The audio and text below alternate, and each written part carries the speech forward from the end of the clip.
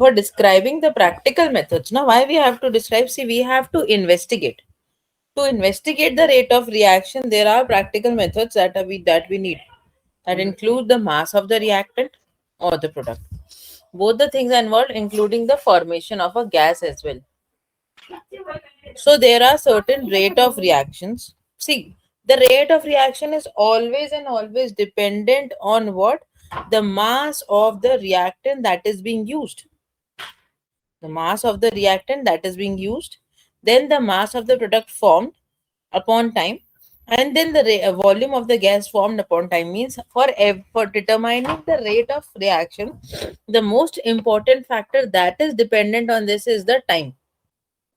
Okay. Okay, For ma'am. determining the rate, you should know about the time. Okay, that in how much time the reaction is being proceeding. So per unit time, for the volume also, say the units will be used as for the mass of the reactant is gram.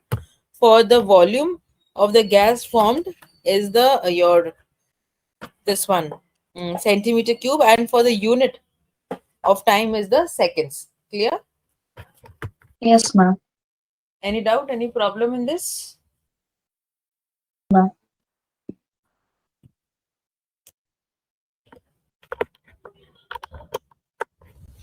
Okay. So these are certain factors that you need to keep in mind for the rate of reactions. Then comes,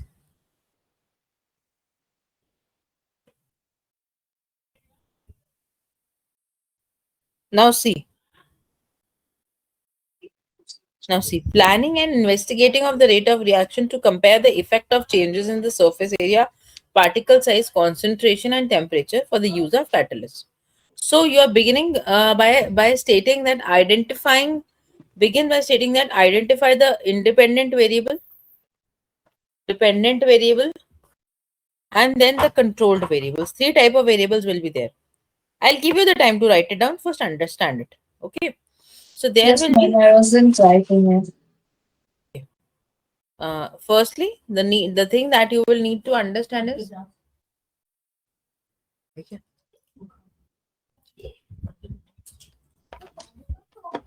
So first one is the independent variable, second one is the dependent variable, and third one is the controlled variable. Okay.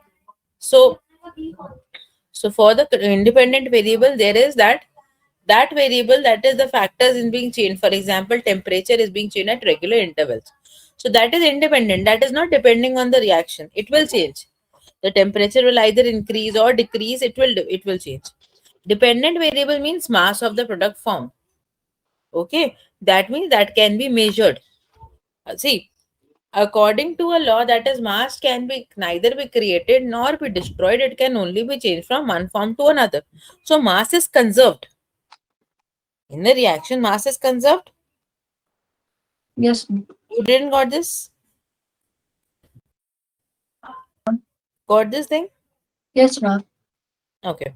So this thing comes first. Then comes the controlled variable, those variables that you can control by yourself. Means the concentration, means the catalyst, means the quantity of that particular substance. Okay.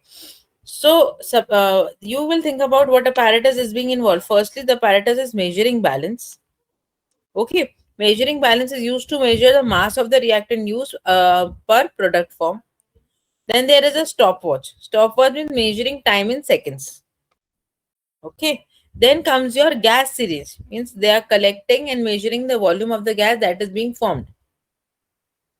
Clear? What volume is Yes, being ma'am. formed. Next is thermometer. Thermometer that is measuring the temperature. These are the things that your apparatus should involve. Beaker for the you will mark the cross section area. You will mark the bottom of the beaker. All these things. Okay. Then you will record and analyze the results. Means at 0 degree Celsius, what the temperature, what is the thing that you got at 2 degrees, at 3 degrees, at 4 degrees, in this manner.